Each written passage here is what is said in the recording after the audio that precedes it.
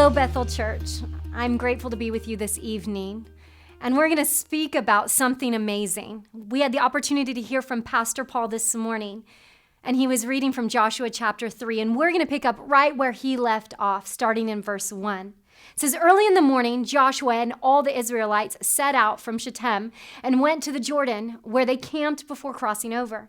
After 3 days, the officers went through the camp, giving orders to the people. When you see the ark of the covenant of the Lord your God and the Levitical priests carrying it, you are to move out from your positions and follow it. Then you will know which way to go, since you have never been this way before. But keep a distance of about 2,000 cubits between you and the ark. Do not go near it. Joshua told the people, consecrate yourself, for tomorrow the Lord will do amazing things among you. You have not been this way before. The Israelites find themselves at a transitional time. It's a new page, a new time, a new day. And a new day is the opportunity to produce something new in you.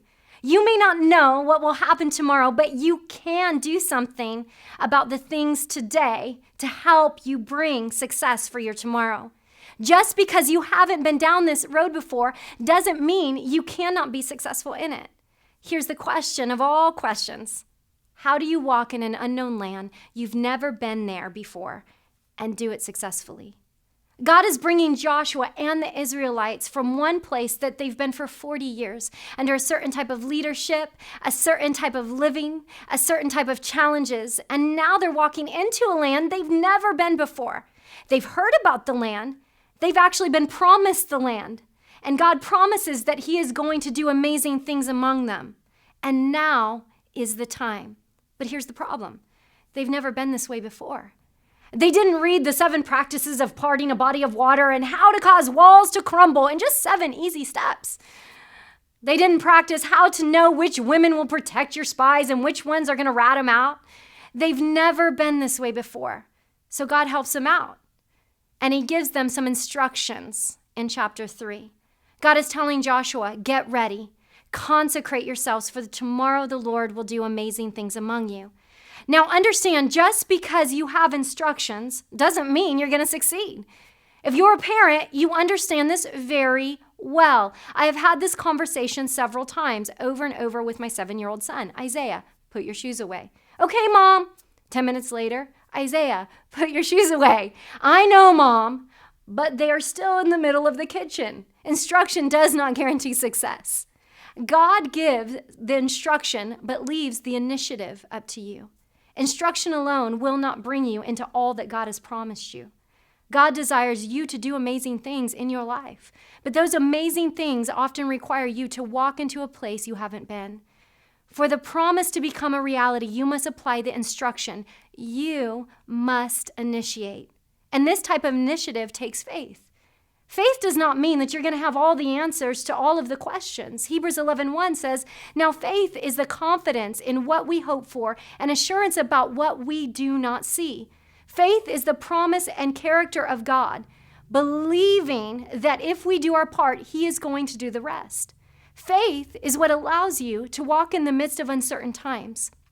And this type of faith has a few characteristics. In Joshua 3, verse 3, we read, when you see the ark of the covenant of the Lord your God and the Levitical priests carrying it, you are to move out from your positions where you are currently and follow it. To move out from your position, follow it. Move from where you are to where I'm going to tell you to go. Faith looks forward.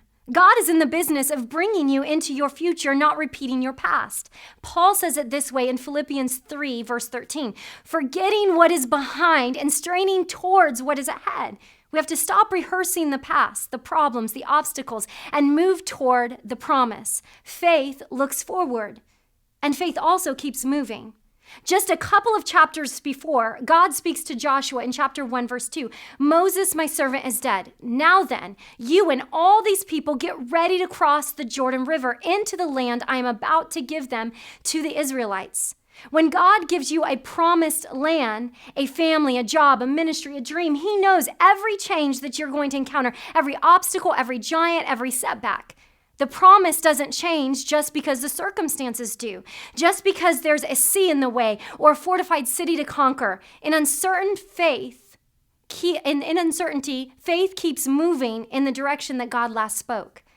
And faith also trusts that God will provide when you are obedient. In verse 5, Joshua told the people, consecrate yourself, for the Lord is going to do amazing things among you.